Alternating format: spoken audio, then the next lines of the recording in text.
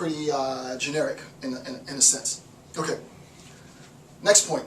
Moral interpretations and moral evaluations. So moral interpretations and evaluations, this process, as a consequence of assessing phenomena and sense impressions, right? It is a consequence, right? Antecedent consequence, right?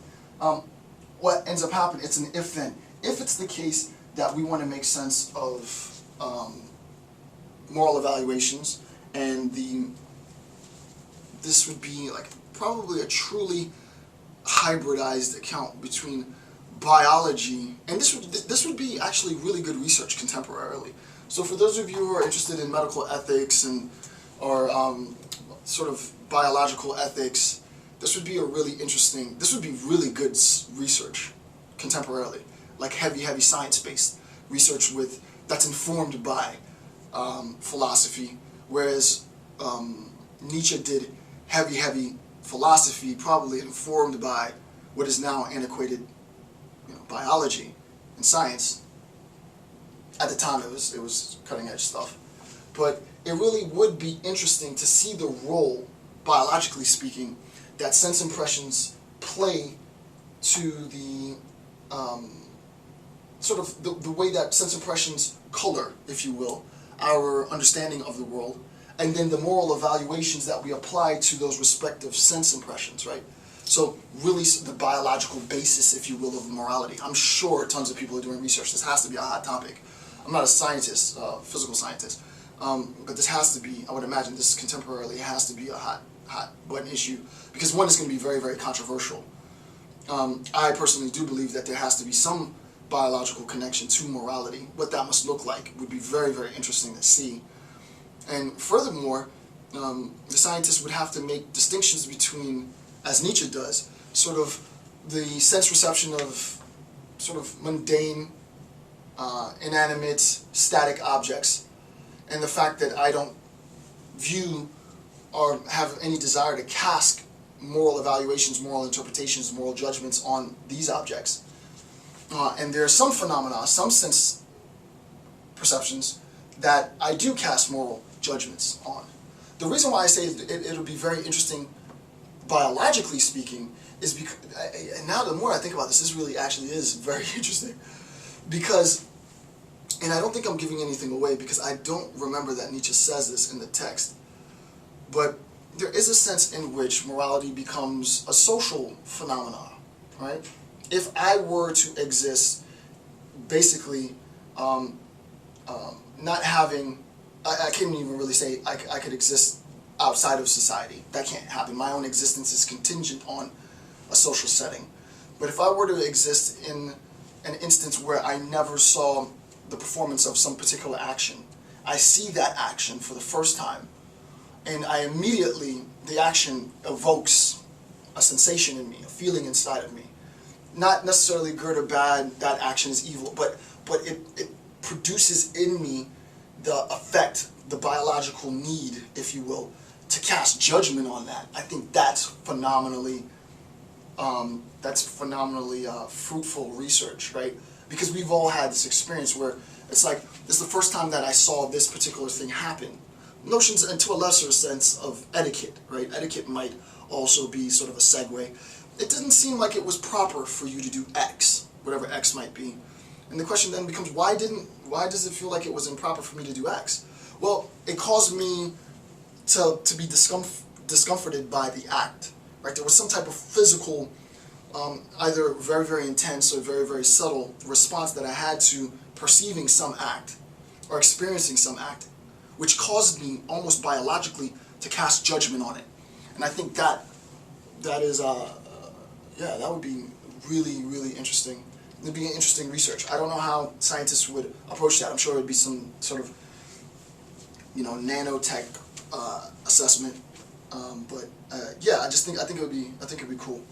Okay, so after still to be, after the bold and underline, without phenomena and sense impressions, there would be no morality, right? That really should drive the point home. If you understand that point, then we're on the same level, right?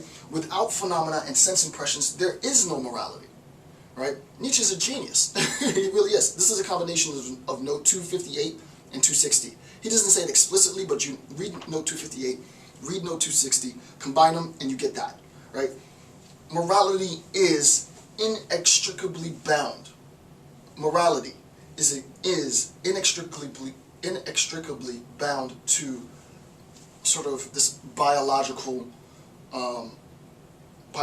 being, the fact that our biological embodiment, our biological receptivity to externalized projected sense data, right? Morality cannot be divorced from that, right? Morality serves, as we've seen, as a consequence, as a response to, if you will, right? As a response to this, as a response to us being both transmitters and receivers, right? I like the transmitter. Oh, that's really cool. I like that. Right. So human beings, sort of transmitter and receiver. Transmission, talking, communication, blah, blah, blah. I'm sending information out into the world. Receiver, listening, feeling, sensing, emotions. Insofar as I'm in reception mode, then sense data bombards me in all the five senses, right? So I'm bombarded by sense data.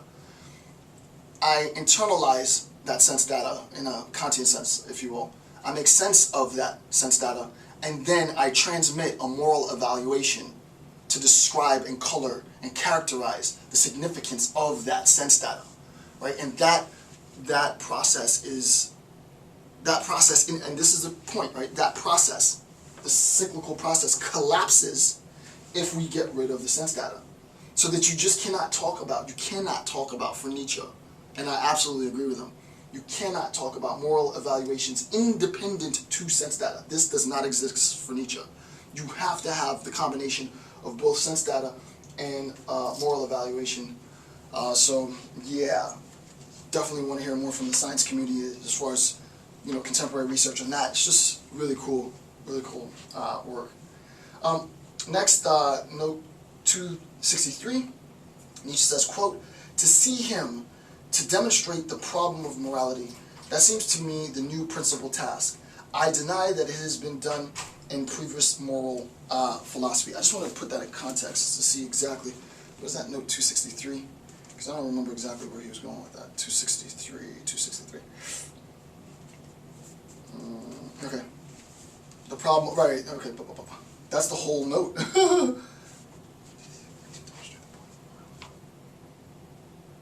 Okay, to see, this is what he says, the whole note in 263. To see and to demonstrate the problem of morality. That seems to me, and I just got that wrong, I have to reword this. Where's my pencil? 263 reword. Come on, dude. All right. Here's the whole note, 263. I wrote it down wrong. To see and to demonstrate the problem of morality. That seems to me the new principal task. I deny that it has been done in previous moral philosophies, right? Including, which is a huge sort of indictment, including Kant's groundwork of metaphysics, right? Which is, it's crazy, right? Kant's groundwork, his articulation of categorical imperatives, his discussion on sort of the moral obligation is, to me, one of the most profound sort of moral insights in philosophy, and Nietzsche sweeps it under the rug, and I think he's justified in his I wouldn't say his disdain. He's a bit disdainful. He's a bit upset. But I think more he's disappointed in what Kant. This is just my interpretation. What Kant could have done, right? But Kant was too informed by, though he wouldn't acknowledge this, he was too informed by Christianity, which Nietzsche thinks completely corrupted his metaphysics, his denial of metaphysics and his morality and his epistemology. The problem of morality is that up until now, no one has explicitly stated the inextricable bond between moral interpretations and evaluations and its relationship to